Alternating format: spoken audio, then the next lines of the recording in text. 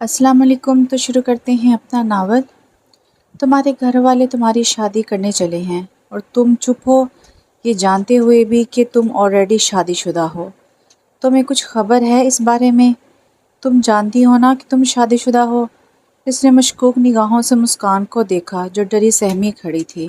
جی جی جی، وہ نہ سمجھی کی کیفیت میں بولی۔ مسکان، تمہاری اس خاموشی سے یہی ظاہر ہو رہا ہے کہ تم وہی کرو گی جو تمہارے بڑے پاپا کہیں گے۔ تم شروع سے ہی ایک بزدل اور ڈرپوک انسان ہو جو اپنے حق کے لیے کبھی نہیں لڑ سکتی۔ لیکن یاد رکھو، میں ایسا نہیں ہونے دوں گا۔ یہ فضول فیصلہ کبھی نہیں مانوں گا۔ میں تمہیں کبھی بھی طلاق نہیں دوں گا۔ اس لیے اب میرے پاس صرف ایک ہی طریقہ ہے۔ اس نے کھینچ کر اسے قریب کر لیا۔ حدیث چھوڑے، ابھی رخصتی نہیں ہوئی۔ اس نے ہراساں نظروں سے اسے دیکھا جو اسے اپنی باہوں میں بھر چکا تھا۔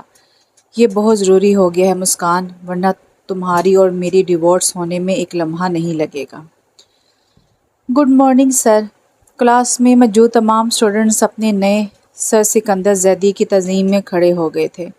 Good morning everyone and sit down. سب بیٹھ چکے تھے سوائے اس کے جو سر سکندر زیدی کو دیکھتے ہی سکتے کی کیفیت میں گم کھڑی کی کھڑی رہ گئی تھی، جبکہ سکندر زیدی رجسٹر کھولے اسٹوڈنٹ کے نام اناؤنس کرنا شروع کر چکے تھے۔ مسکان کی بچی کھڑی کیوں ہے؟ بیٹھ جا۔ اس کے برابر والی سیٹ پر برجمان اقرا نے اس کا ہاتھ پکڑ کر جھٹکے سے چیئر پر بٹھایا۔ ڈانٹ کھانے کا ارادہ ہے کیا؟ سنا ہے مزاج کے بہت سخت ہیں، منٹوں میں بے عزتی کر کے رکھ دیتے ہیں۔ اس نے دھیمے سے اس کے کان میں سرگوشی کی جو کہ ابھی تک اپنی تمام سدھ بدھ کھوئے پتھر کی مورتی بنی انہیں دیکھے جا رہی تھی۔ کیا کچھ نہ تھا ان بلیک چمکتی آنکھوں میں؟ زمانے بھر کی حیرانگی در حیرانگی، اپنے اطراف کو فراموش کیے کسی دیوانی داسی کی طرح بغیر پلکیں جھپکائے دیکھے ہی جا رہی تھی۔ مسکان فرہاج۔ کلاس کی گمبھیر خاموشی میں یہ نام گونجا تھا مگر جواب نہیں آیا۔ مسکان فرہاج۔ نام دوبارہ دہرایا گیا، اب کی بار آواز میں بلا کی سختی تھی، جس نے نہ صرف مسکان کو چونکا دیا بلکہ باقی کے اسٹوڈنٹس بھی حیرت سے مسکان کو دیکھنے لگے۔ پریزنٹ سر۔ آواز میں لرزش و کپکپاہٹ بہت واضح نمایاں تھی جو سر سکندر زیدی نے بغور نوٹ کی تھی۔ کلاس روم میں بیٹھنے کے لیے اپنا دل و دماغ، اپنے تمام اعصاب کو حاضر رکھا کیجیے، بالخصوص میرے پیریڈ میں۔ یہ غائب دماغی میں برداشت نہیں کروں گا، اوکے؟ سخت لب و لہجہ نگاہوں میں بے پناہ تیزی نے مسکان کی پرنم آنکھوں میں نمی بھر دی تھی۔ سر سکندر زیدی اس کے جھکے سر پر ایک تیز نگاہ ڈالتے ہوئے باقی اسٹوڈنٹ کی طرف بڑھے، اپنے رولز اینڈ ریگولیشنز کے بارے میں تنبیہ کرنے لگے اور سختی سے یہ بات باور کرا دی کہ ان کے اصولوں کے خلاف کوئی نہ جائے۔ اپنی بے عزتی کے ڈر سے سب اسٹوڈنٹ نے بلا چوں چرا سر سکندر زیدی کے اصولوں کو ماننے میں ہی عافیت جانی۔ وہ اکاؤنٹنگ کی بک کھول چکے تھے، سب کا دھیان صرف کلاس روم میں گونجتی اس بھاری آواز کی سمت تھا۔ سر سکندر جتنی اچھی پرسنالٹی کے مالک ہیں اتنی ہی روڈ ہیں۔ ذرا بھی ان کے حسین چہرے پر مسکراہٹ نہیں آئی۔ اقرا نے ان پر اپنا ریمارکس پاس کرنا ضروری سمجھا۔ بالکل درست کہہ رہی ہے تو یار، ارے لڑکیاں تو لڑکیاں، یہاں تو لڑکے بھی ان کی شاندار شخصیت سے متاثر دکھائی دیتے ہیں۔ اقرا کی طرح امبر بھی ان کے سراپے حسن میں کھوئی ہوئی تھی، جبکہ پاس ہی بیٹھی مسکان کی سوچوں کے تمام تانے بانے کسی اور ہی جہاں میں الجھے ہوئے تھے۔ اس کی فرینڈز کیا کہہ رہی ہیں جیسے وہ کچھ سن ہی نہ رہی ہو۔ دل و دماغ کی تمام سوچیں جیسے ریشم کے الجھے ہوئے دھاگوں میں الجھی ہوئی تھی۔ کلاس کے آس پاس ہوتے شور سے زیادہ اس کے اندر شور تھا، جس سے لاکھ پیچھا چھڑانا چاہا بھی تو ناممکن تھا۔ مسکان، اقرا اور امبر تینوں آپس میں بیسٹ فرینڈ تھی۔ مسکان معصوم سی شرمیلی جس کی حیا دار نگاہیں ہم وقت جھکی ہی رہتی۔ اقرا اور امبر جیسی شوخ و چنچل لڑکیوں سے اس کی خوب بنتی تھی۔ مسکان، کھانا نہیں کھانا آپ کو؟ زہرا بیگم اس کے کمرے میں داخل ہوئیں۔ مسکان جو خود میں پوری طرح مگن، سامنے لگی دیوار پر بنی پینٹنگ میں پوری طرح گم تھی۔ زہرا بیگم کی ممتا سے چور پیار بھری سرزنش پر قدرے چونک سی گئی تھی۔ جی جی جی ممی، آپ کچھ کہہ رہی ہیں؟ بیٹا، میں نے آپ سے پوچھا کھانا نہیں کھائیں گی آپ؟ زہرا بیگم نے جب یہ بات نوٹ کی کہ اس کے دھیان کے سارے دھاگے کہیں اور الجھے ہوئے ہیں تو چلتی ہوئی وہ اس کے قریب آ بیٹھی اور نرمی سے اس کے ریشمی سلکی بالوں کو سلہانے لگی جو اس وقت بکھرے ہوئے تھے۔ نہیں نہیں ممی، مجھے بھوک نہیں ہے۔ مسکان ان کی فکر مندی کو دیکھتے ہوئے جلدی سے خود کو سنبھالا تھا، مگر زہرا بیگم کی فکر مندی ایک لازمی امر تھی۔ کیوں جانو کیا بات ہے؟ میں نوٹ کر رہی ہوں جب سے تم یونیورسٹی سے آئی ہو کسی سوچ میں گم ہو۔ دوپہر میں بھی تم نے کچھ نہیں لیا تھا۔ پہلے میں خاموش رہی کہ تم تھکی ہوئی ہوگی یا میرا وہم بھی ہو سکتا ہے، مگر اب لگتا ہے کوئی بات ہے جو آپ کو اندر سے پریشان کر رہی ہے۔ تو کیا آپ اپنی ممی سے شیئر نہیں کرو گے؟ انہوں نے مسکراتے ہوئے اس کے دونوں ہاتھوں کو تھاما تھا۔ ارے ممی، ایسی کوئی بات نہیں ہے، میں بالکل ٹھیک ہوں، بس ذرا اقرا اور امبر کے ساتھ کنٹین میں کچھ زیادہ ہی کھا لیا تھا نا، اس لیے کچھ کھانے کو دل ہی نہیں چاہا۔ مسکان نے زہرا بیگم کے چہرے کو پیار سے دیکھا، جہاں اس کے لیے ممتا کی چاشنی اور فکر مندی چھلک رہی تھی۔ فکر کیسے نہیں کروں، جانتی ہوں میں تمہیں اچھی طرح۔ اپنے دل کی کوئی بات جو آپ کو پریشان کرتی ہے آپ اسے کسی سے بھی شیئر نہیں کرتی ہو، لیکن میں یہ بھی جانتی ہوں میری یہ شرمیلی سی بیٹی آج نہیں تو کل مجھ سے ضرور اپنی پریشانی شیئر کرے گی۔ انہوں نے اس کی ارکلوت پریشانی چومی تھی۔ مسکانا چاہتے ہوئے بھی مسکرائی تھی، بلکہ اپنا سر جھکا گئی تھی۔ زہرا بیگم مسکان کو ڈائننگ ہال میں لے آئی، جہاں گھر کے باقی مکین پہلے سے موجود اس کا انتظار کر رہے تھے۔ مسکان بیٹا، کوئی مسئلہ ہے کیا؟ فرح بتا رہی تھی کہ آپ نے دوپہر سے کچھ نہیں کھایا۔ بیٹا اگر کوئی مسئلہ ہو تو ہمیں بتائیے۔ سراج نے مسکان کو جانچتی نگاہوں سے تکا تھا۔ نہیں بڑے پاپا، ایسی کوئی بات نہیں ہے، وہ بس میرے سر میں تھوڑا درد تھا۔ اس نے بریانی کی ڈش سراج کی جانب بڑھائی، جو انہوں نے تھام تو لی مگر اپنی پلیٹ میں نکالے بغیر سائیڈ میں رکھ دی، کیونکہ کھانے سے زیادہ انہیں اپنی یہ بھتیجی دل و جان سے عزیز تھی۔ تو آپ کو ڈاکٹر کو بلانا چاہیے تھا فاطمہ، آپ کو بھی خیال نہیں آیا مسکان کا؟ انہوں نے سرزنش کی۔ مسکان ان کا ایسا انداز دیکھ کر دل بھر کے شرمندہ ہوئی۔ اب ایسی بھی کیا لاتعلقی، ایک چہرہ ہی تو ہے وہ اس کے لیے، خود تو ہوئی پریشان اور اپنی ذات سے اتنے چاہنے والوں کو بھی فکر مند کر دیا۔ سراج آئی ایم سوری، جانے مجھ سے یہ غلطی کیسے سرزد ہوگی۔ دراصل میں ذرا مسز فاخرہ کے ہاں چلی گئی تھی عیادت کو، ورنہ ایسی گستاخی مجھ سے نہیں ہوتی۔ فاتحہ بیگم اس غلطی پر نادم تھی جس نے مسکان کو مزید شرمندگیوں کی اتھاہ گہرائیوں میں ڈال دیا تھا۔ ارے بڑے پاپا، ممی نے مجھے سر درد کی گولی دودھ کے ساتھ دی تھی اور میں نے ہی ممی کو کسی کو بھی بتانے سے منع کر دیا تھا، کیونکہ میں جانتی ہوں بڑی ممی سے زیادہ فکر مند ہو جاتی ہیں۔ مسکان نے فوراً ہی فاطمہ بیگم کا دفاع کیا تھا، جس سے سراج کے ماتھے پر پڑی شکنوں میں کچھ فرق پڑا تھا۔ انہوں نے پھر سے مسکان کو دیکھا۔ آل رائٹ، اب کیسا ہے آپ کے سر کا درد؟ مسکان دل ہی دل میں شکر ادا کر رہی، کیونکہ وہ جانتی تھی کہ اس کے پاپا جس قدر ٹھنڈے ملائم مزاج کے ہیں، بڑے پاپا اتنے ہی غصے کے تیز اور گرم مزاج رکھتے ہیں۔ یہ تو مسکان ہی تھی جس کے آگے جانے ان کا جاہ و جلال کہاں غائب ہو جاتا تھا۔ بلکہ یوں کہیے کہ مسکان سے بات کرتے وقت کسی کو یقین ہی نہیں ہوتا تھا کہ یہ وہ سراج زیدی ہیں جو اپنے سرکل میں نہایت ہی رعبدار اور روڈ مشہور ہیں۔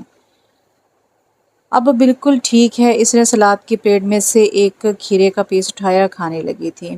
وہ پرسکون ہو گئی تھی کہ سراج نے اس سے کچھ زیادہ سوال و جواب نہیں کیے۔ ارے پاپا کچھ نہیں ہوا ہے، یہ سب بہانہ ہے پیاز سمیڑنے کا۔ جنید نے اسے چڑھانے کے لیے کہا تھا، مگر الٹا اسی کو ہی ڈانٹ پڑ گئی تھی، جس پر وہ منہ بنا کر رہ گیا، جبکہ مسکان اس سے مزید تپانے کے لیے مسکراتی تھی، جس پر وہ اسے گھور کر رہ گیا۔ مسکان کی بچی اقرا اسے کسی بات پر ہاتھ میں پکڑی ہلکی پھلکی سی بک مار رہی تھی، اور اسی اثنا میں وہ پیچھے ہٹی کہ کسی کے مضبوط اور کشیدہ سینے سے جا ٹکرائی۔ اسے تو کچھ نہیں ہوا مگر مسکان کے نازک شانے میں درد کی ہلکی سی ٹیز ضرور اٹھی، اور جب پلکوں کی باڑ بامشکل اٹھی تو سارے جسم کا خون اپنے سرخ سفید چہرے پر محسوس ہوا تھا۔ سوری، گھبراہٹ میں لفظ بھی ساتھ نہ دے رہے تھے، بلکہ ایسا لگا جیسے وہ برف ہو گئی ہو۔ جہاں تک مجھے معلوم ہے یہ آپ تینوں کا میتھمیٹکس کا پیریڈ ہے۔ سر سکندر نے باری باری تینوں کو دیکھا تھا۔ وہ سر سکندر کو دیکھ کر اقرا کی ہوائیاں اڑنے لگیں۔ بامشکل وہ ایک الفاظ ادا کر پائی تھی، جبکہ عنبر اس کی تو زبان ہی تالو سے جا چپکی تھی۔ تو اور اس چھوٹے سے تو کا مطلب وہ تینوں بخوبی سمجھتی تھیں۔ وہ سر ایکچولی عنبر کے سر میں شدید درد ہو رہا تھا۔ اقرا کو جلدی سے یہی بہانہ سوچا تھا، جس پر عنبر نے بری طرح اسے گھورا تھا، جبکہ مسکان تو وہاں ایسے کھڑی تھی جیسے وہ اس سب منظر سے بالکل الگ ہو۔ تو آپ دونوں عنبر کی تیمارداری کے لیے ان کے پاس موجود ہیں۔ زندگی میں اگر وہ شرمندہ ہوئی ہوں گی تو اس وقت وہ اس شخصیت کے آگے، جس کی نظروں میں اپنا ایک خاص امیج بنانے کے لیے وہ اپنا کام بہتر سے بہتر کرنے کی کوشش کرتی تھی۔ کچھ نہیں سوچ رہا تھا کہ اس پل اپنی ریپوٹیشن بنانے کے لیے وہ کیا کریں۔ اور رائٹ، کل میں خود آپ تینوں کا اس سبجیکٹ کا ٹیسٹ لوں گا جو آج آپ نے چھوڑا ہے۔ میں بھی تو ذرا دیکھوں کہ آپ تینوں کتنی قابل ہو گئی ہیں کہ پیریڈ لینا ضروری نہیں سمجھتی۔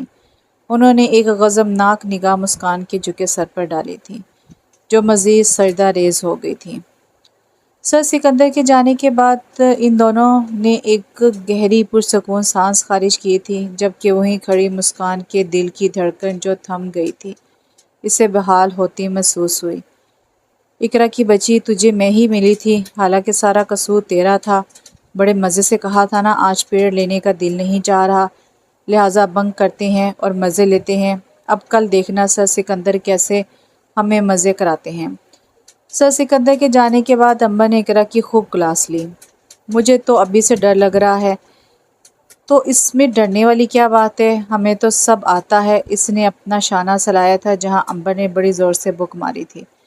ہاں ہاں، ڈرنے والی کیا بات بھلا، یہ تو کل معلوم پڑے گا۔ جانے وہ پوری بک میں سے کون سا سوال پوچھ لیں یا کرنے کو دے دیں، پھر پوچھوں گی تجھ سے، اس میں ڈرنے والی کیا بات ہے۔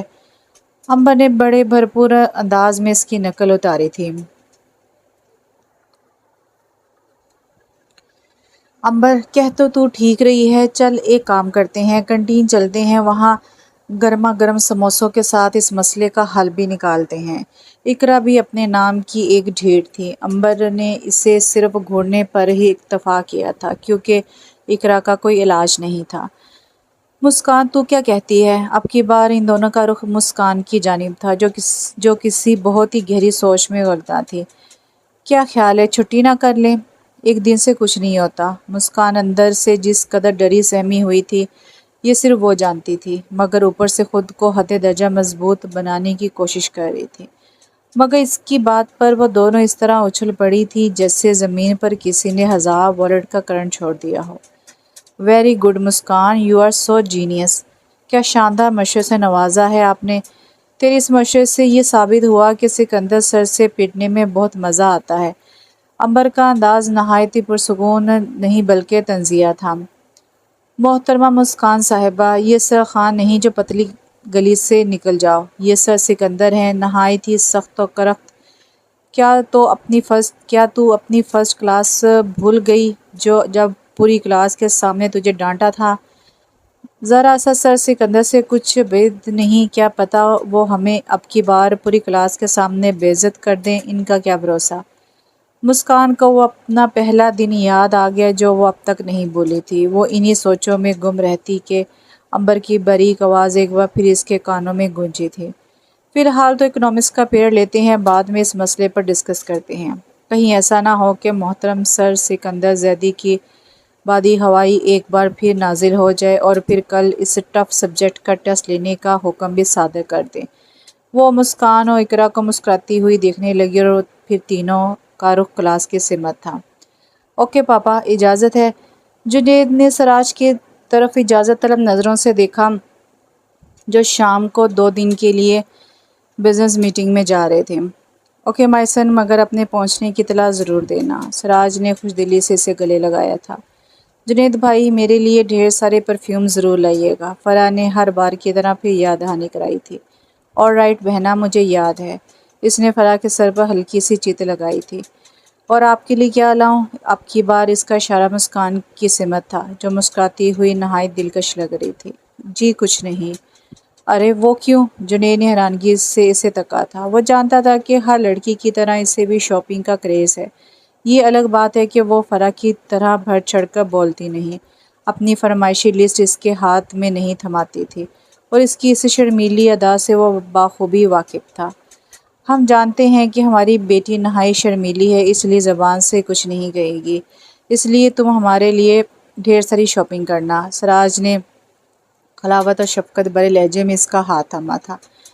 نہیں نو پاپا، میں تو ایسے ہی مذاق کر رہا تھا۔ جنید نے مسکرا کے اسے دیکھا جس کی گھنیری سیاہ پلکوں کی باڑ جھکی ہوئی تھی۔ اوکے، اب میری فلائٹ کا ٹائم ہو رہا ہے، میں چلتا ہوں۔ سب پر باری باری الوداعی نگاہ ڈالتا وہ ایئرپورٹ کے لیے روانہ ہو گیا تھا۔ مسکان اپنی ہی دھن میں اپنے کمرے میں جا رہی تھی کہ فرش پر پڑی کسی شے سے بری طرح ٹکرائی اس کی درد بھری چیخ پورے حال میں گونجی تھی۔ کیا ہوا؟ فرح کے ساتھ فاطمہ بیگم اور زہرا بیگم بھی کچن چھوڑ کر اس سمت بھاگیں، جو بیٹھی پاؤں پکڑے رو رہی تھی۔ چہرہ تکلیف درد سے بالکل اترا ہوا تھا۔ موچ آ گئی ہے شاید۔ نہ چاہتے ہوئے بھی اس کی بلیک چمکتی آنکھوں سے چند موتی رخسار کی زینت بنے تھے۔ زہرا بیگم نے تو دل پر ہاتھ رکھ لیا تھا۔ ان کی اکلوتی بیٹی کی آنکھوں میں آنسو، وہ تو اس کی ان خوبصورت آنکھوں میں نمی دیکھنے کی روادار نہ تھی۔ کجا اتنے بہتے اشک کہاں برداشت کر پاتی۔ مسکان، کیا ہوا میری بچی؟ زیادہ لگ گئی؟ رکو ڈاکٹر کو بلاتی ہوں۔ زہرا بیگم نے دیوانوں کی طرح اس کے پیروں کو دیکھا، پھر پریشانی سے اٹھنے لگی۔ فرح نے ہی پھر انہیں تسلی دی تھی۔ ممی جان، ایسی کوئی بات نہیں ہے، بس ذرا ہلکی سی موچ ہے۔ مسکان بھی اپنی تکلیف کو اپنی اس ماں کے لیے فراموش کر بیٹھی جو اس کی معمولی سی تکلیف پر بھی جان کی جاتی تھی۔ مسکان نے بھی اپنے ہونٹوں پر ان کی خاطر مسکراہٹ سجائی تھی۔ پھر ان تینوں کے سہارے ہی وہ اپنے روم میں آئی تھی۔ اسی دوران فاطمہ بیگم ڈاکٹر کو فون کر چکی تھیں۔ ڈاکٹر مسکان کو دیکھ کر جا چکا تھا اور بیڈ ریسٹ بتایا تھا۔ مسکان کی بچی آج آ رہی ہے 3 دن بعد۔ وہ جیسے ہی کلاس میں داخل ہوئی تھی، اقرا اور امبر نے اسے دبوچ لیا تھا۔ میری طبیعت ٹھیک نہیں تھی، مگر تم لوگوں کو اتنی بھی توفیق نہیں ہوئی کہ بھولے سے مجھے کال ہی کر لو۔ اقرا اور امبر کی خفگی کو نظر انداز کیے وہ ناراضگی سے بولی تھی۔ اچھا، تو محترمہ مسکان فرحاش کی طبیعت خراب ہو گئی تھی؟ ٹیسٹ کا سنتے ہی اقرا کا انداز 100% چڑھانے والا تھا، مگر مسکان جو اپنے پیر کی موچ میں سر سکندر کا ٹیسٹ یکسر بھول چکی تھی، مگر اب ان دونوں کی زبانی جب ٹیسٹ کا پتہ چلا تو اپنی حالت روتی ہوئی محسوس ہوئی۔ دونوں ہاتھ کی نازک انگلیوں کو ایک دوسرے میں سختی سے پیوست کیے وہ کسی اور ہی جہاں میں کھوئی ہوئی تھی۔ اقرا اور امبر نے بغور اسے دیکھا تھا اور انہیں اس کی حالت تشویش میں مبتلا کر رہی تھی۔ دونوں سب کچھ بھولے مسکان کی فکر میں لگ گئی تھیں۔ ارے مسکان، تمہاری طبیعت تو ٹھیک ہے نا؟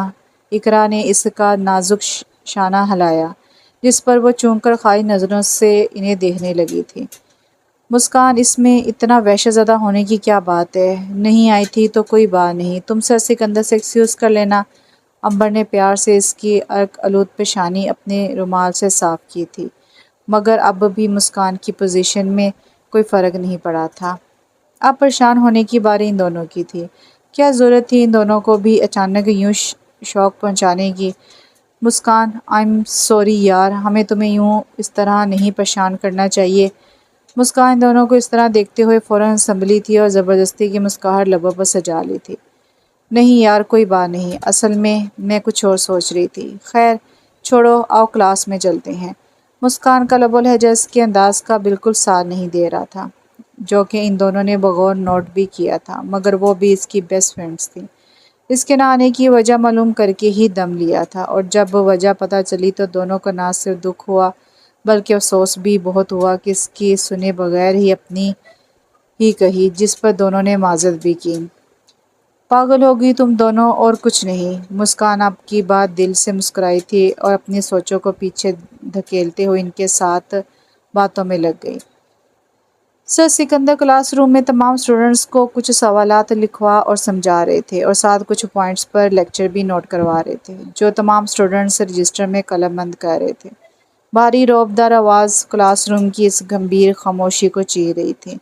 وائٹ کلر کے کرتے شلوار میں اس پر پشاوری چپل پہنے وہ اپنی چھا جانے والی شخصیت کے مانند خوبصورت لگ رہے تھے۔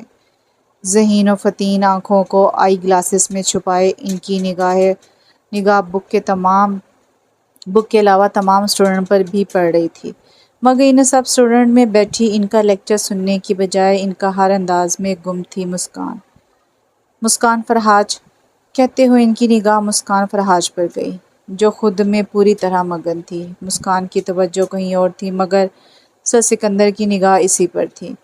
امبر نے اسے ٹوکا تھا۔ مسکان بری طرح گڑبڑا کر امبر کے اشارے پر سر سکندر کو دیکھنے لگی، جو بک بند کیے سینے پر ہاتھ باندھے مسکان کو ہی دیکھ رہے تھے۔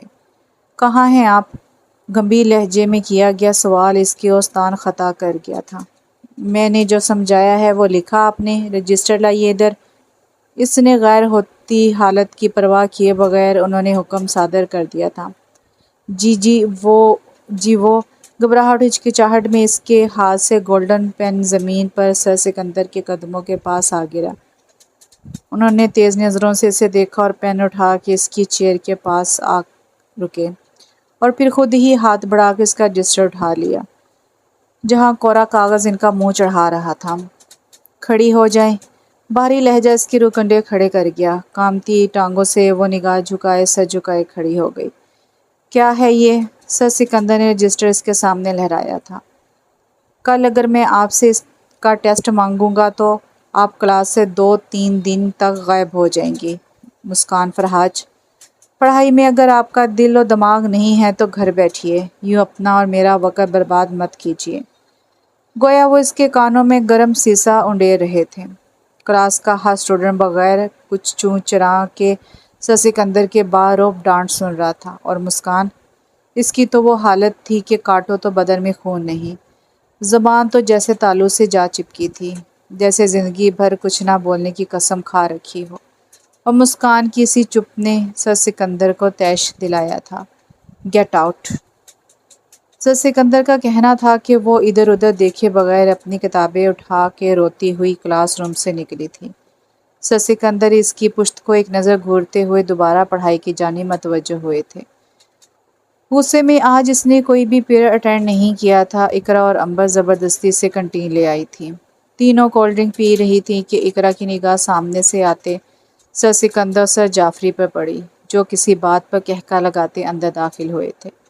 کتنے ہینڈسم لگ رہے ہیں یار، اقرا نے امبر کے کان میں کہا تھا۔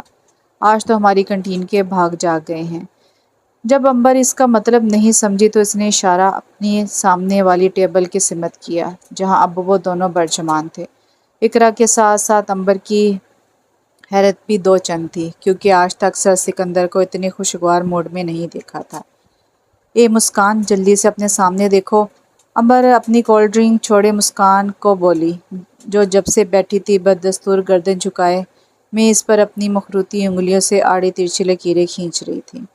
امبر کے اس طرح ٹوکنے پر اس نے اپنی جھکی گنہری سیاہ پلکیں اوپر اٹھائیں۔ سامنے کے اس منظر نے اس کا دل بری طرح دھڑکا دیا تھا۔ جسم کا سارا خون اس کے چہرے پر چھلکنے لگا تھا۔ اس کے بالکل سامنے سر سکندر بیٹھے کولڈ ڈرنک کے چھوٹے چھوٹے گھونٹ لے رہے تھے۔ چلو اقرا، چلیں یہاں سے۔ اس کے لب و لہجے میں ہی نہیں، انداز میں بھی واضح کپکپاہٹ تھی، جو دونوں نے نوٹ کی، اور ایسا محسوس کیا کہ اگر وہ لوگ یہاں سے جلد نہیں جائیں گی تو مسکان کہیں بے ہوش ہی نہ ہو جائے۔ سامنے بیٹھے سر سکندر نے نہایت گہرائی سے اسے دیکھا تھا۔ بھلے وہ گفتگو سر جعفری سے کر رہے ہوں، مگر دھیان کے سارے دھاگے اس ایک منظر سے جڑے تھے، جس کی سرخ سوجی ہوئی آنکھیں اس بات کی خمیازی کر رہی تھیں کہ وہ جب سے روتی ہی رہی ہے۔ اس کی ایک ایک حرکت پر ان کی نگاہ تھی، جو اب وہاں سے جا چکی تھی۔ مسکان، آپ کو سر سکندر نے اسٹاف روم میں بلایا ہے، اس کی کلاس فیلو نے اسے اطلاع دی، جو اپنی فرینڈز کے ساتھ بیٹھی تھی۔ مجھے؟ وہ بری طرح چونک کر اقرا کو تکنے لگی، اور یہی حال اقرا اور امبر کا بھی تھا۔ اقرا، تم میرے ساتھ چلو۔ اس نے اپنا نازک لرزتا ہاتھ اقرا کے ہاتھوں پر رکھا۔ لیکن مسکان، انہوں نے تمہیں بلایا ہے، اگر ہم ساتھ جائیں گے تو سر سکندر کا کچھ بھروسہ نہیں، وہیں کھڑے کھڑے بے عزتی کر دیں۔ اقرا تو ویسے بھی ان کی باروب شخصیت سے ڈرتی تھی، مجبوراً اسے اکیلے ہی جانا پڑا تھا۔ اس نے باہر کھڑے ہو کر دروازہ کھولے اندر آنے کی اجازت مانگی تھی۔ لہجے کی لرزش اور لڑکھڑاہٹ واضح جھلک رہی تھی، جس پر سر سکندر کے انابی لبوں پر تبسم سا بکھر گیا، مگر چہرہ نیچے کتاب پر جھکے ہونے کی وجہ سے مسکان دکھ نہ پائی۔ کم ان، بھاری آواز پورے ہال میں گونجی۔ اجازت پا کر وہ اندر داخل ہوئی۔ ہر طرف ایک خاموشی کا راج رہا تھا۔ بالآخر مسکان کو ہی اس گمبھیر خاموشی کو توڑنا پڑا، کیونکہ سر سکندر تو ایسا لگ رہا تھا جیسے اسے یہاں بلانا سرے سے بھول ہی گئے ہوں۔ بہت سی ہمت جمع خود میں اس نے جمع کیے اپنی لرزتی کانپتی پلکیں اوپر کی سمٹ اٹھائیں تو دل اتنی شدت سے دھڑکا تھا کہ ایسا لگا پسلیوں کی مضبوط دیواروں کو پھاڑ کر باہر ہی آ جائے گا، کیونکہ وہ جانے کب سے بغور اسے ہی دیکھ رہے تھے۔ اس کی ساری ہمت، سارا اعتماد مٹی کے تودے کی طرح ڈھیر ہو گیا۔ سیکنڈ ہی لگے تھے اسے نگاہ اٹھائے کہ نگاہ سمیت گردن بھی جھک گئی تھی۔ بلو پلین جارجٹ کے سوٹ میں ملبوس، نچلا لب دانتوں سے بری طرح کچلتی، انگلیوں کو آپس میں بے دردی سے موڑتی، وہ نازک ادام سی لڑکی دل کے ایوانوں پر قبضہ کرنے لگی تھی، مگر بہت جلد انہیں اس بات کا احساس ہو گیا کہ ان کی گرم پرتپش لو دیتی نگاہیں اس سے سہار نہیں رہی ہیں، اس کا اعتماد توڑ رہی ہیں، اور اس سے پہلے کوئی انہونی ہو انہوں نے خود ہی پہل کر دی تھی۔ جی تو مسکان، کل آپ نے کوئی بھی پیریڈ اٹینڈ نہیں کیا، وجہ جان سکتا ہوں؟ ان کے نارمل لب و لہجے پر مسکان کا اعتماد دھیرے دھیرے بحال ہونے لگا تھا۔ اس کا رہا سا اعتماد بھی شرم و حیا کی بھاری چادر میں لپٹا رہتا تھا، کہ مقابل یہی سمجھتا کہ اس میں اعتماد کی حد درجہ کمی ہے۔ جی وہ آگے الفاظ اس کا ساتھ ہی نہیں دے رہے تھے، زبان تو جیسے تالو سے ہی جا چپکی تھی۔ اینی ویز، جو ہوا سو ہوا، آگے سے ایسی کوئی غلطی نہیں ہونی چاہیے۔ ایک بار پھر سر سکندر نے اس کی مشکل آسان کر دی تھی۔ مسکان نے ہولے سے جھکی گردن اس بات میں ہلانے سے ہلا دی۔ You can go. وہ جانے کے لیے پلٹی تھی۔ مسکان، گمبھیر لہجے میں دوبارہ پکارا گیا تھا، مگر اب کی بار اس پکار میں نرمی تھی، جسے محسوس کر کے وہ دوبارہ رخ موڑ گئی تھی اور نہ چاہتے ہوئے بھی سوالیہ نگاہ اوپر اٹھائی۔ آپ کا رجسٹر اینڈ پین۔ انہوں نے وہ دونوں چیزیں اس کی جانب بڑھائیں، وہ جو کل کلاس روم میں ہی بھول گئی تھی۔ وہ اسے لینے آگے کو جھکی تھی۔ پیر کیسا ہے اب تمہارا؟ سر سکندر کی طرف سے کیے گئے اس سوال پر وہ بھنجا کر رہ گئی تھی۔ وہ ان دلکش آنکھوں میں جھانکنے لگی جہاں اس کے لیے پیار کا، محبت کا ایک جہاں آباد تھا۔ وہ یک ٹک بس ان نگاہوں میں ہی جھانکنے لگی تھی، اور اس کی یہ حرکت بالکل غیر عادی تھی۔ وہ خود نہیں جانتی تھی کہ انجانے میں وہ کیا غلط کر بیٹھی ہے۔ کیا ان نگاہوں میں ڈوبنے کا ارادہ ہے یا ڈبونے کا؟ شوخ لہجے میں کیا گیا یہ جملہ مسکان کو بری طرح گڑبڑا گیا تھا۔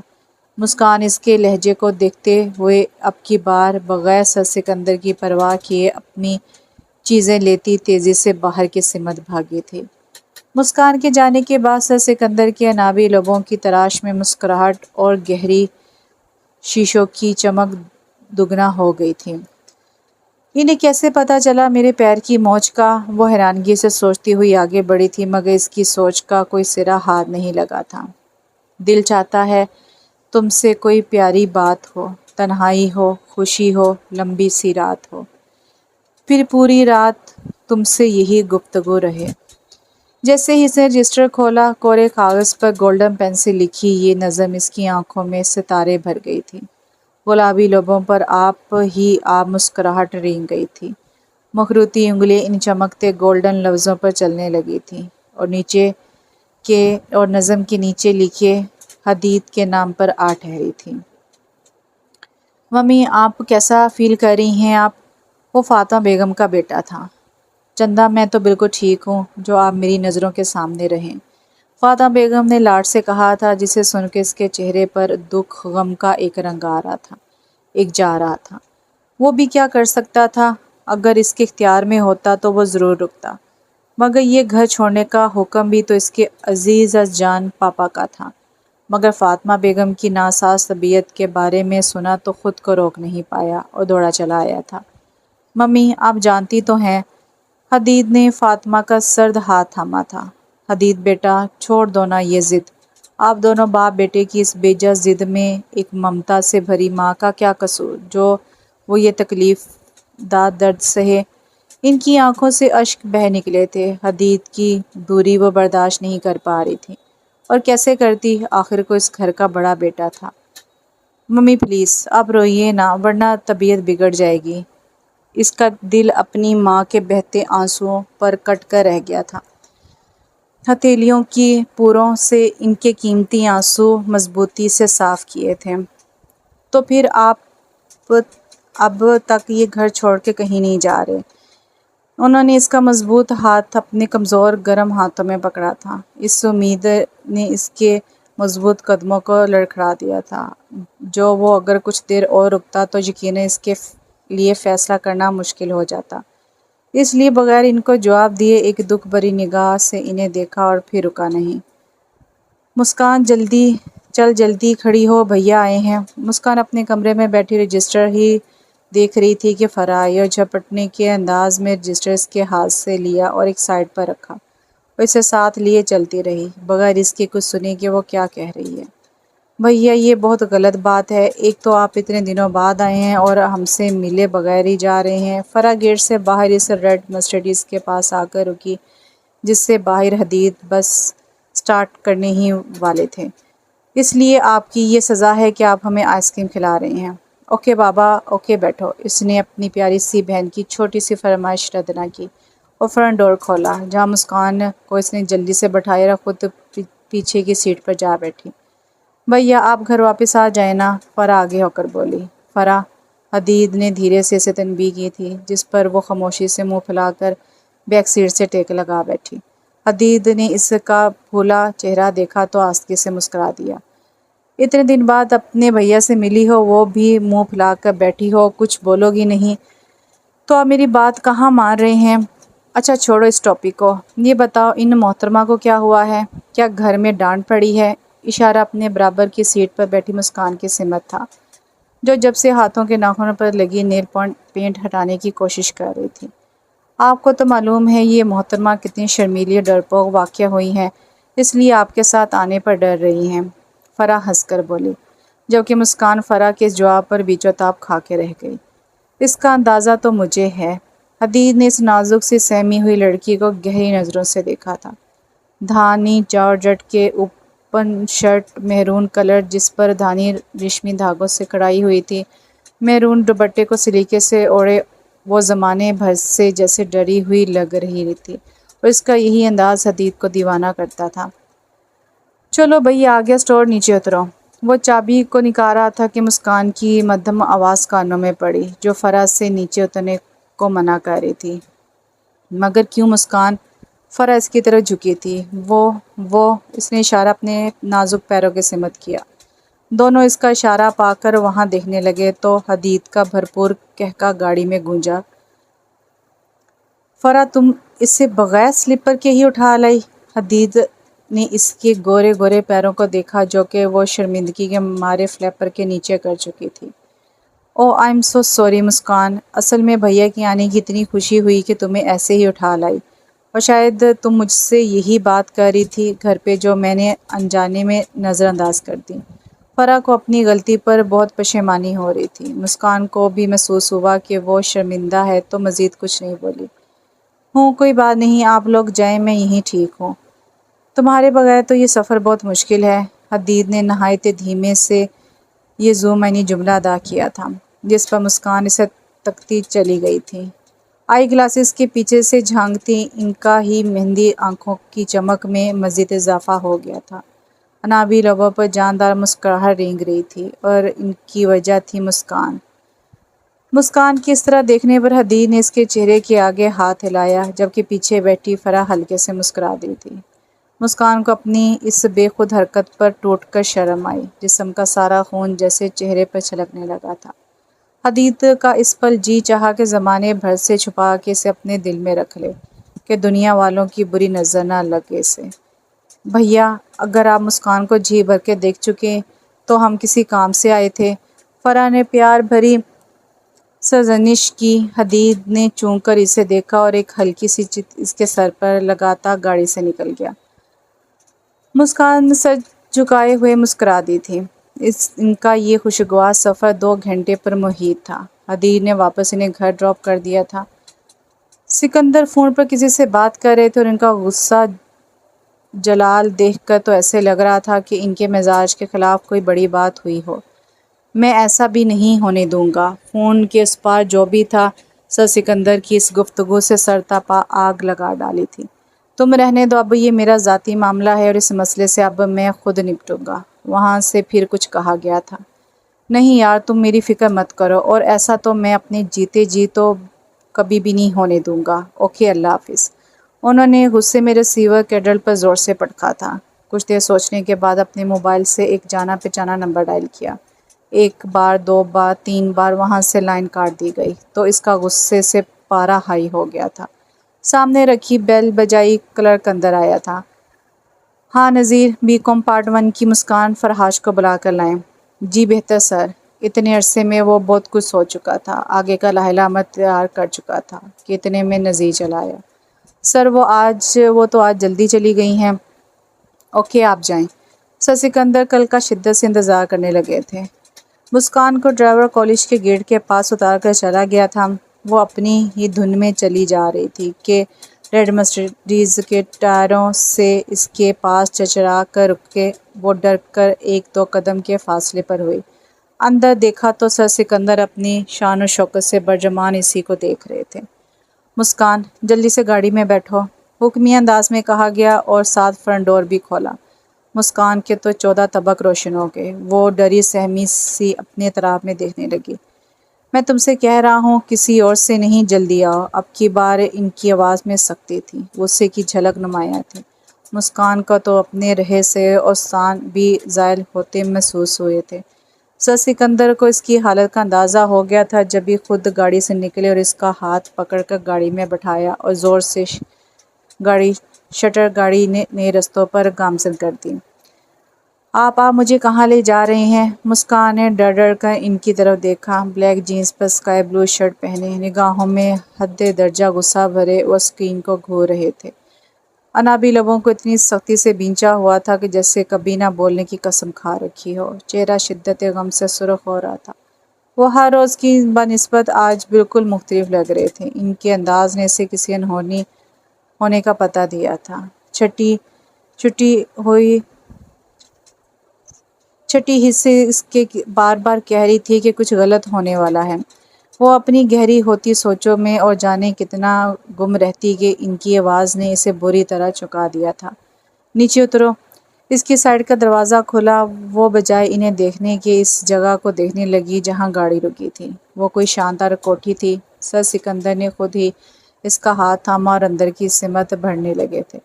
وہ کوریڈور سے گزر کر لاؤنج کو پار کرتی اس بڑے سے حسین ترین بیڈ روم میں آئی تھی جو شاید ان کے زیر استعمال تھا۔ انہوں نے اس کا ہاتھ چھوڑا اور دروازہ لاک کیا۔ کھٹک کی آواز پر اس نے دروازے کے سمت دیکھا اور پھر انہیں جو اس کی طرف آرام آرام سے آ رہے تھے۔ مسکان کے ہاتھ میں پکڑی بکس زمین بوس ہو گئیں جنہیں انہوں نے نظر انداز کر دیا تھا۔ گھر میں جو کچھ ہو رہا ہے تمہیں خبر ہے اس کی؟ جی۔ وہ نہ کہی میں بولی تھی، مگر وہ سمجھے کہ وہ سب جانتی ہے اور اس کی اسی جی نے انہیں بھڑکا دیا تھا۔ تو پھر اب آپ یہ بھی بتا دیجئے کہ آپ کا کیا فیصلہ ہے؟ کیا چاہتی ہیں آپ؟ مسکان کی کچھ سمجھ نہیں آ رہا تھا کہ وہ کس فیصلے کی بات کر رہے ہیں، اس لیے خاموش ہی رہی۔ مسکان، تمہاری اس خاموشی سے ظاہر ہو رہا ہے کہ تم وہی کرو گی جو تمہارے بڑے پاپا کہیں گے۔ اور کیوں نہیں کرو گی؟ کیونکہ تم شروع سے ایک بزدل اور ڈرپوک لڑکی ہو جو اپنے حق کے لیے کبھی نہیں لڑ سکتی۔ انہوں نے نہایت ہی حقارت سے اسے دیکھا تھا کہ وہ اندر ہی اندر کام کر رہ گئی تھی۔ لیکن یاد رکھو، میں ان کا یہ فضول فیصلہ کبھی نہیں مانوں گا۔ میں تمہیں طلاق دینے کا مطلب ہے جسم سے روح کا الگ ہونا۔ میں جانتا ہوں کہ اگر پاپا تم سے ڈیورس پیپر سائن کروائیں گے تو تم یقیناً کر دو گی، کیونکہ تم ٹھہری ایک احمق بے وقوف۔ لیکن تمہاری اس بے وقوفی میں تمہارا ساتھ بھی نہیں دوں گا اور نہ تمہیں یہ کرنے دوں گا، اور اپنے سے جدا نہ کرنے کا میرے پاس صرف یہی آخری طریقہ ہے۔ اسے دونوں بازوں سے تھامے اسے اپنے سے اتنا قریب تر کر لیا تھا کہ ان کی گرم سانسیں مسکان کا چہرہ جرس رہی تھیں۔ حدید چھوڑیے، وہ اس کی مضبوط پناہوں میں بری طرح مچنے لگی تھیں۔ بلیک آنکھوں میں ایک سمندر امڑ آیا تھا۔ سکندر کی حرکت نے، ان کے انداز نے اسے ایسے ہراساں کر ڈالا تھا کہ دل کی دھڑکنیں تھی کہ تھمنے کا نام ہی نہیں لے رہی تھیں۔ جو سسکیاں حدید کے کانوں میں پہنچ کے دم توڑ رہی تھیں۔ ان کی حالت بن پانی کی مچھلی کی طرح ہو رہی تھی، مگر حدید سکندر کو اس کی غیر ہوتی حالت کی پرواہ ہی کب تھی۔ انہیں تو صرف خود پر ہونے والا ظلم یاد تھا۔ مسکان کی ہر کوشش، ہر آہوزاری ناکام تھی۔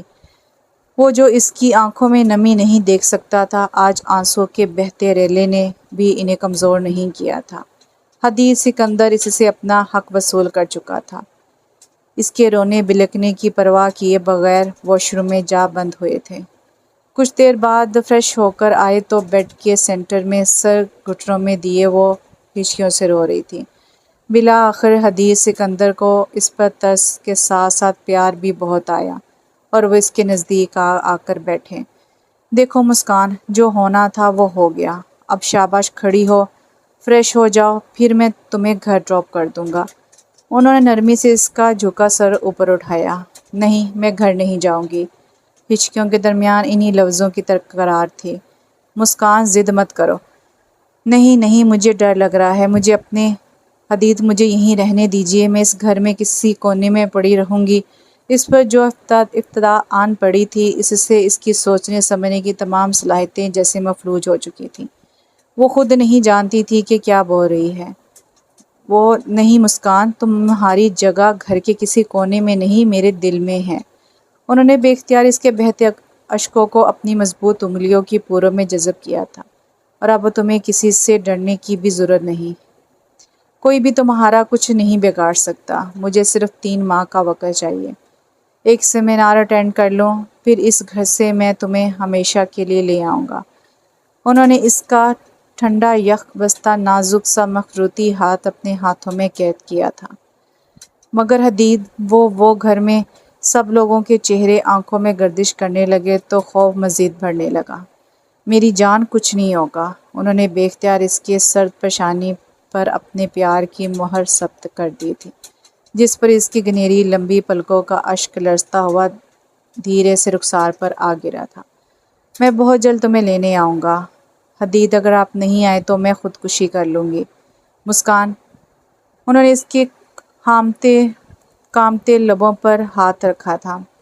خبردار، جو تم نے اب اتنی گھٹیا بات دوبارہ سوچی بھی ہو تو مجھ سے برا کوئی نہیں ہوگا۔ میں جانتا ہوں کہ تم مجھ سے اتنا ہی پیار کرتی ہو جتنا میں تمہیں کرتا ہوں، بلکہ شاید مجھ سے زیادہ چاہتی ہو تم مجھے۔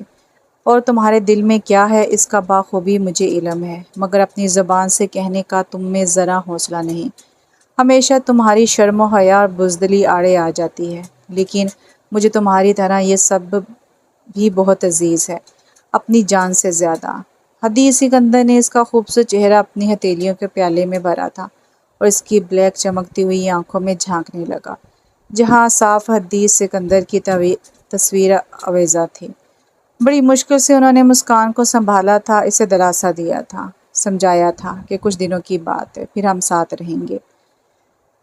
کچھ ہی گھنٹوں بعد وہ اپنے گھر میں موجود تھی، مگر ایک یکسر بدلی ہوئی مسکان، جو شاید خود سے نگاہ ملانے کے قابل نہیں رہی تھی۔ وہ جا چکا تھا، عہد و پیمان کے وعدے، امیدیں دے کر اب جانے کہاں جا چکا تھا۔ انتظار کی سولی پر کب تک چڑھی رہتی وہ۔ زیدی ویلا 2 بھائیوں اور ان کی فیملی سے آباد تھا، جو کہ آپس میں سب ایک دوسرے کے لیے محبت بھرے جذبات رکھتے تھے۔ بڑے بھائی سراج زیدی کے 3 بچے حدید سکندر، جنید اور فرح، جبکہ چھوٹے بھائی فرحات زیدی کو اللہ نے منتوں مرادوں سے صرف ایک ہی بیٹی سے نوازا تھا، مسکان، جو کہ اپنے نام کی طرح ہی شرمیلی اور معصوم تھی۔ گھر کے ہر مکین کے دل میں وہ بستی تھی، سبھی اس پر جان لٹاتے تھے، مگر حدید سکندر کے لیے وہ کچھ اور ہی معنی رکھتی تھی۔ اس کے نرم گرم جذبات مسکان کے لیے بالکل الگ تھے۔ وہ نیو یارک جانے سے پہلے مسکان کو اپنے نام سے مصروف کرنا چاہتا تھا، جس کا گھر کے ہر فرد نے احترام کیا اور دونوں کو ایک خوبصورت بندھن میں قید کر دیا تھا۔ ایجوکیشن مکمل کر کے جب وہ پاکستان لوٹا تو اس کا ایک کلاس میں پڑھانے کا ارادہ تھا، مگر یہ ارادہ اس کا سراج زیدی کو بالکل پسند نہیں آیا۔ وہ چاہتے تھے کہ ان کا پھیلا ہوا بزنس وہ سنبھال لے، جس کا حدید سکندر نے صاف انکار کر دیا تھا۔ اسی ضد اور انا میں فیصلہ یہ ہوا کہ حدید سکندر جب تک ان کی بات نہیں مانے گا، اس گھر کے کسی فرد سے اس کا رشتہ نہیں رہے گا۔ گھر کے ہر مکین کو سراج زیدی کا یہ ظالمانہ فیصلہ دہلا کر رکھ گیا تھا۔ سب نے کسی نہ کسی طرح دونوں کو سمجھانے کی کوشش کی، مگر کوئی بھی اپنی جگہ سے 1 انچ ہلنے کو راضی نہ تھا۔ مجبوراً حدید سکندر کو یہ گھر چھوڑنا پڑا۔ حدید، آپ کے پاپا کا فیصلہ، اس پر آپ کا عمل نہ کرنا، یہ سب کیا ہے؟ جانوں کیوں آپ دونوں صرف اپنے بارے میں سوچ رہے ہیں؟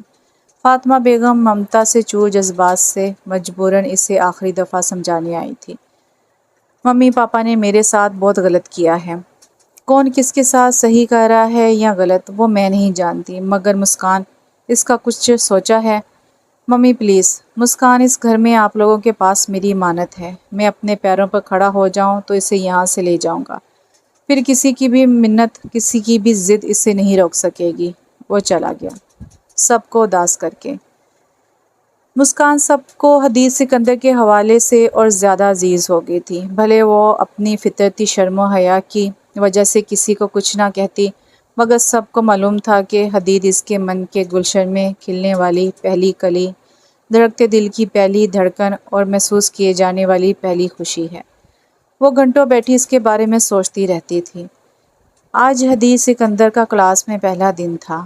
اس نے جیسے ہی کلاس میں قدم رکھا تھا، نظر مسکان پر جا ٹھہری تھی۔ اسے اس بات کی خوشی کے ساتھ ساتھ حیرانگی بھی بہت تھی۔ اس کے احترام میں سب اسٹوڈنٹ کھڑے ہو گئے تھے، سوائے اس کے۔ سب بیٹھے اور وہ جانتا تھا کہ وہ کیوں کھڑی رہ گئی ہے۔ اس امید جو نہیں تھی ٹیچر کی پرانی حیثیت سے اسے اپنے سامنے پا کر، مگر حدید سکندر نے بڑی خوبصورتی سے اسے اگنور کیا اور دل ہی دل میں مسکرا دیا تھا۔ اس نے ہمیشہ اپنا لب و لہجہ اس سے روڈ ہی رکھا، کیونکہ وہ کسی کمزور لمحے کی گرفت میں نہیں آنا چاہتا تھا۔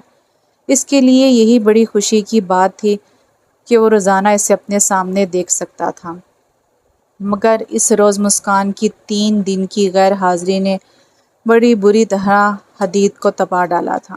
گھر کے ہر فرد کے بارے میں حال احوال سب کچھ اسے پتہ چل رہا تھا، اور یہ سب اسے اپنے چھوٹے بھائی جنید سے معلوم ہوتا، کیونکہ وہ اس کے کانٹیکٹ میں رہتا تھا۔ مگر اتفاق تھا کہ وہ بھی 3 دن سے اسے کال نہیں کر رہا تھا۔ یہ بات بھی اسے بعد میں معلوم ہوئی کہ جنید کسی میٹنگ کے سلسلے میں باہر گیا تھا۔ مسکان چوتھے دن جب کلاس میں آئی تھی، دل میں خوشی کے ساتھ ساتھ اس پر غصہ بھی بہت آیا تھا، اور اس غصے کی پاداش میں اسے بری طرح جھڑک بھی دیا تھا۔ اس کے آنسو دیکھ کر اس کا دل بری طرح دکھا تھا، اور اس سے پہلے کہ کوئی جذبہ سر اٹھاتا، مسکان کو کلاس سے ہی نکال دیا۔ رات کو فون پر جنید سے ہی معلوم ہوا کہ مسکان کے پیر میں موچ آئی تھی، تو اسے خود پر بہت افسوس ہوا کہ بنا وجہ جانے اسے بری طرح ڈانٹ دیا۔ اس سے اگلے دن جنید نے بڑی پریشانی میں کال کی تھی کہ پاپا کو اس کے بارے میں سب کچھ پتہ چل گیا ہے، جس پر انہوں نے نہایت ہی ظالمانہ فیصلہ کیا ہے کہ اگر حدید اپنی جاب نہیں چھوڑتا تو اسے مسکان کو ڈیورس دینا ہوگی، جس پر حدید کا غصہ خون میں رگوں کی طرح دوڑنے لگا۔ بھلا وہ اس فیصلے کو کیسے مان لیتا؟ وہ لڑکی جو اس کی نس نس میں امرت بن کر دوڑتی تھی، جسم میں روح کی طرح تھی، کیسے اسے خود سے جدا کر دیتا؟ اور اس غصے میں وہ اتنا انتہائی قدم اٹھا بیٹھا کہ اس معصوم مسکان کے بارے میں بھی نہیں سوچا۔ وہ لاؤنج میں صوفے پر بیٹھی کسی غیر مرئی نقطے کو تک رہی تھی۔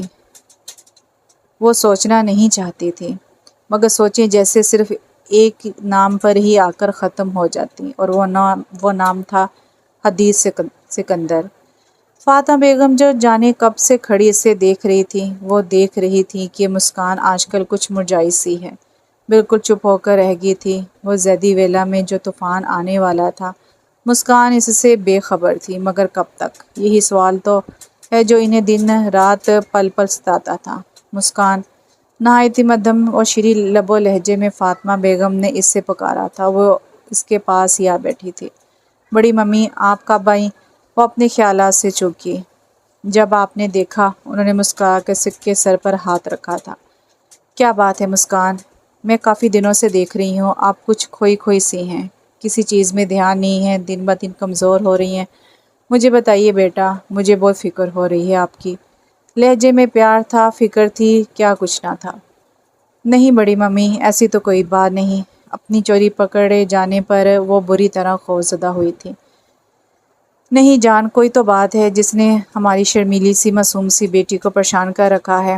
اپنی بڑی ممی سے شیئر نہیں کرو گی؟ انہوں نے اس کی تھوڑی اوپر کی جو جھک سی گئی تھی۔ اب وہ انہیں کیا بتاتی کہ آج کل وہ اس کشمکش میں مبتلا ہے۔ حدید کو یونیورسٹی سے گئے 1 ماہ ہو گیا تھا، مگر اب تک کچھ پتہ نہیں چل رہا تھا کہ وہ کہاں ہیں۔ کیا سوچ رہی ہو مسکان؟ فاطمہ بیگم بغور اس کا جائزہ لے رہی تھی۔ اس کے چہرے کے بدلتے رنگ ان سے چھپے نہیں تھے۔ کچھ نہیں بڑی ممی، دراصل میرے فائنل ایگزام قریب آ رہے ہیں اور تو کوئی بات نہیں، وہ ہولے سے بولی تھی، اور اس سے پہلے کہ وہ اور پوچھتی وہ کھڑی ہو گئی تھی، اور اس سے پہلے کہ وہ قدم آگے بڑھاتی دوبارہ سے چکر آنے پر گر گئی تھی۔ سر دونوں ہاتھوں میں تھام لیا تھا۔ فاطمہ بیگم تو صحیح معنوں میں پریشان ہو گئی تھی۔ جلدی سے ڈاکٹر کو فون کیا، مگر ڈاکٹر نے جو خبر دی تھی وہ کسی بم دھماکے سے کم نہیں تھی۔ گھر کا ہر فرد نا امیدی کے عالم میں ایک دوسرے کو دیکھ کر رہ گیا تھا۔ مسکان پریگننٹ ہے، یہ بات کسی سے ہضم نہیں ہو رہی تھی، لیکن فاطمہ